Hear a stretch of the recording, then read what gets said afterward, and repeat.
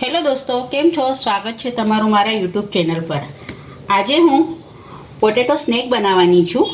તો ચાલો મારા કિચનમાં આજે આપણે પોટેટો સ્નેક બનાવીએ। હવે એક સાઈડ તળાઈ ગઈ છે, હવે આપણે એને પલટાઈ દઈશું।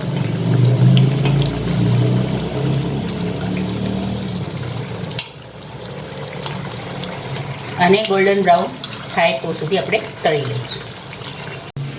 મેં 250 બટાટા બાફીને લીધા છે, એને બિલકુલ ક્રશ કરી નાખ્યા છે। હવે એમાં આપણે મિક્સ હર્બ નાખીશું, લગભગ 1 ચમચી જેટલું। ઝીણા ક્રશ કરેલા 2 લીલા મરચાં,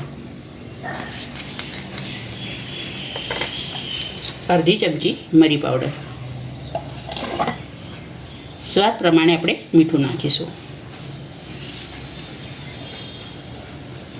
1 ચમચી જેટલી ચીલી ફ્લેક્સ નાખીશું અને લગભગ 4 ચમચી કોર્નફ્લોર નાખીશું।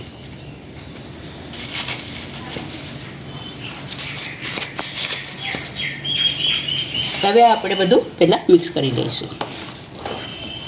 જરૂર પડે તો ફરીથી થોડો કોર્નફ્લોર નાખવાનો। હવે આપણો આ માવો તૈયાર થઈ ગયો છે બટાકાનો।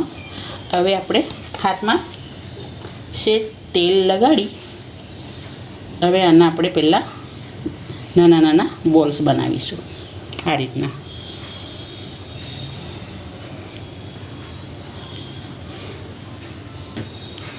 રીતના બધા આપણે પહેલાં બોલ્સ બનાવી લઈશું।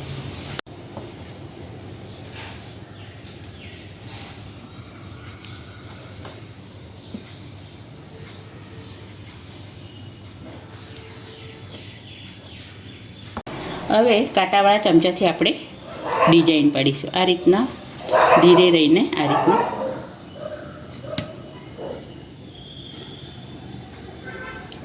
બધા બોલ્સ પર આ રીતના આપણે ડિઝાઇન કરી દઈશું।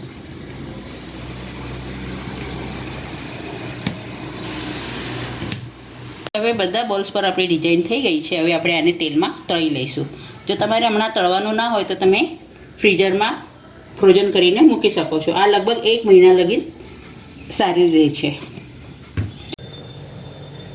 હવે આપણું તેલ ગરમ થઈ ગયું છે। હવે આપણે એક એક ટીકી નાખી દઈશું।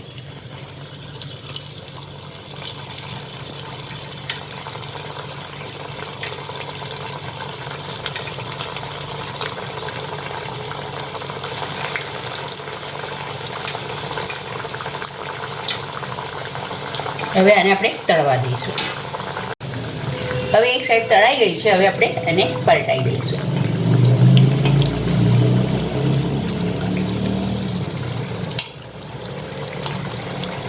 અને ગોલ્ડન બ્રાઉન થાય તો સુધી આપણે તળી લઈશું। હવે આપણે તળાઈ ગયા છે, હવે આપણે કાઢી દઈશું।